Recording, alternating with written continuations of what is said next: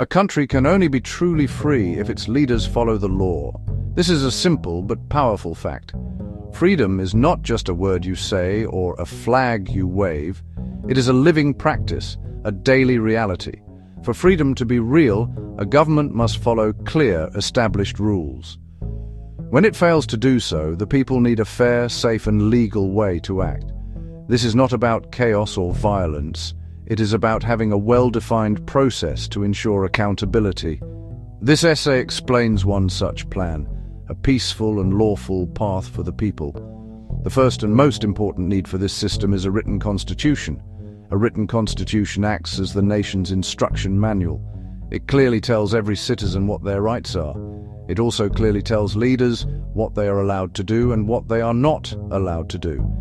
With a clear, written constitution, it becomes much harder to confuse or trick the public.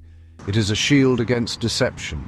People who can read their rights in a single, accessible document are far more capable of protecting those rights. Let's look more closely at the four pillars that hold up a lawful government. The first rule is that the government must act in the national interest and protect national independence.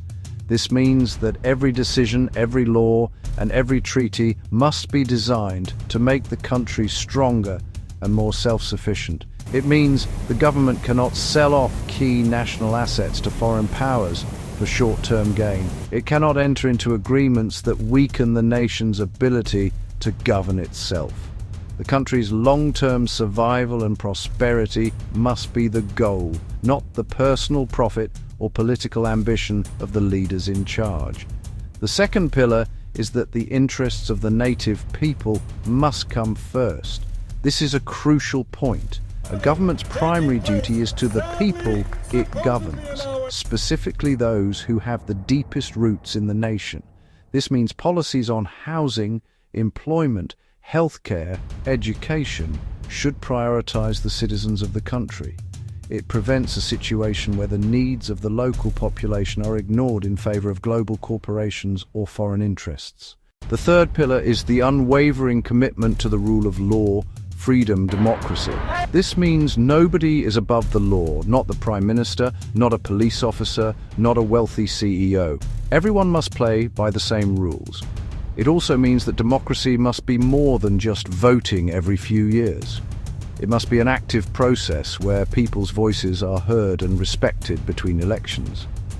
Freedoms, such as the freedom to assemble and the freedom from unjust surveillance, must be actively protected by the state, not slowly chipped away in the name of security or convenience. The fourth and final pillar is the absolute protection of freedom of speech. This is the lifeblood of any healthy democracy. People must be able to criticize their government openly without fearing punishment.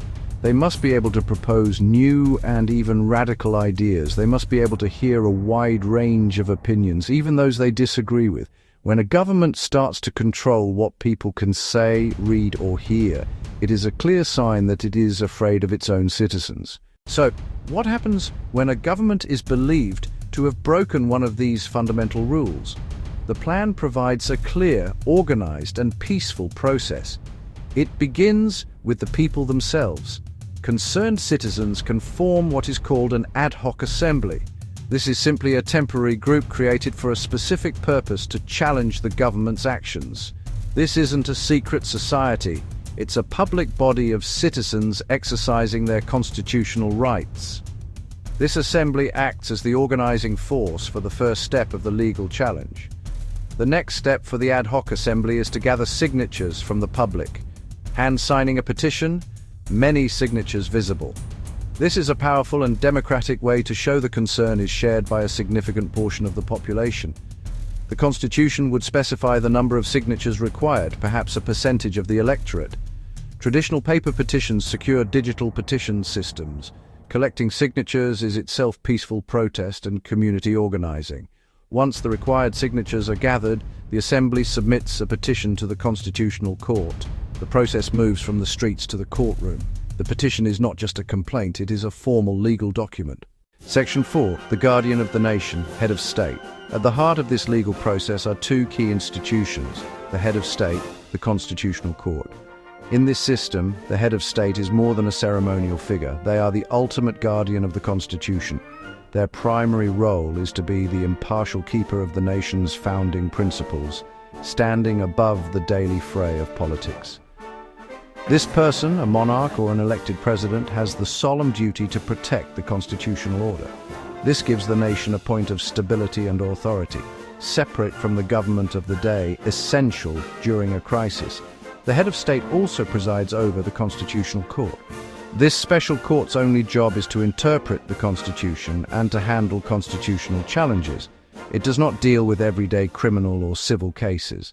Section 5. A swift path to justice. The court's process. Following the preliminary hearing, the Constitutional Court's first priority is to attempt mediation. The court's role here is to be a neutral peacemaker, not an immediate punisher.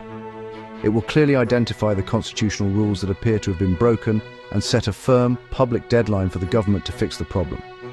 This could involve repealing an unlawful act, reversing a damaging policy, or taking other specific actions to come back into compliance with the Constitution. This step gives the government a final chance to correct its course and restore lawful rule without further escalation. However, if the government refuses to cooperate, or if it fails to meet the deadline set by the court, the process moves to the next stage. The court is then empowered to take direct and decisive action. It can issue orders to suspend government officials who are responsible for the unlawful actions, removing them from their positions of power. For more serious offences such as treason or corruption, the court can order the arrest of the individuals involved and send them for criminal trial. Section 6. Orderly transition. The provisional government and new beginnings. If the Constitutional Court rules against the government and removes key officials from power, the country is not left in a state of chaos. The plan includes a clear process for an orderly transition. Immediately following the court's decision, the parliament is dissolved by the head of state. The day-to-day running of the country is then handed over to a provisional government. This interim body is not made up of politicians. Instead, it is formed from the highest-ranking, non-political members of the civil service, the permanent professionals who manage government departments. This provisional civil service government has a very limited and specific mandate. Its one and only purpose is to keep the nation running smoothly during the transition period. It must ensure that essential public services, like healthcare, pensions, law enforcement, continue to operate without interruption. It is strictly forbidden from making new laws, changing existing government policy, conducting foreign affairs.